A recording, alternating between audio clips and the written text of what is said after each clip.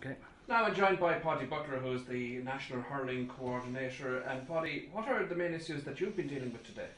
Well, we're trying to get out national policy to the ground level. We have invested a lot of time in promoting the Go Games as a way of life for our children, which are people under 12 years of age.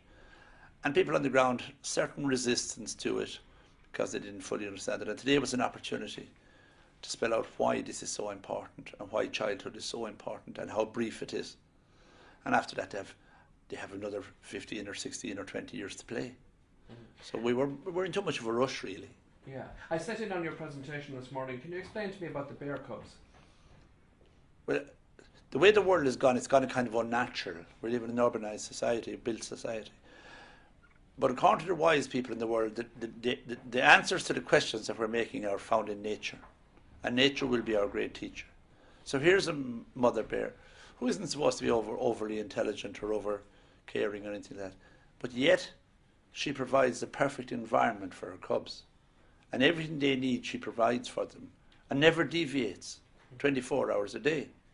So she never makes an error of being over-competitive or not stimulating the child or not being attentive to the child. And here are we supposed to be so highly intelligent and so negligent, and we can, be so far off the mark. So sometimes nature just civilises us all and say, listen, wake up. This has been going on for millions of years. People know how to do this. Animals know how to do this stuff. So let us copy them. Now, one area you say that you'd like to see the coach working on is how to compete. The nature of competition, yeah, and the lads were on that as well. The competition, when I was a young boy, the first competition was at 15 years of age. Some years after that, then they brought that down to under 13. But gradually the thing has been coming down. The adult version has been coming down and imposed on younger children. And they aren't emotionally or mentally or physically fit for competition. So what we want is plenty of games for them, because the nature of the child is to be competitive enough. Put on the game, and if our club has 30 children, we bring 3 teams of 10 and they all play. And they all get 3 games and they all go home satisfied. The adults doesn't get hung up on the score, but he does see the children and reflect on their level of skill and their level of development. And the next training session, all attention is given to making up the deficit. The relationship between the coach and the young person is very, very important to you. But it is vital. It is vital. And the child sees themselves, they cannot see themselves directly, they see themselves to how we react to them. So if we react positively to them, I was doing a study there just like Peter, children in America and children in Russia. Children in America in school feel that they're performing much better than they are, and the children in Russia feel they're underperforming against where they are.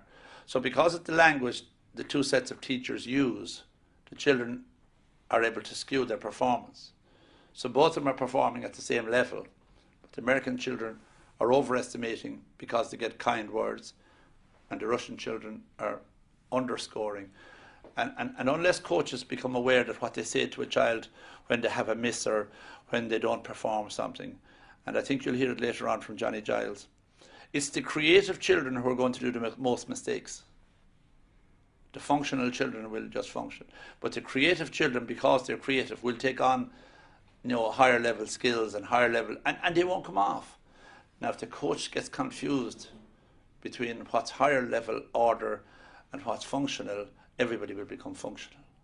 And we'll have dumbed down everybody, and we'll have made, you could go as far as ruining their career or ruining their life.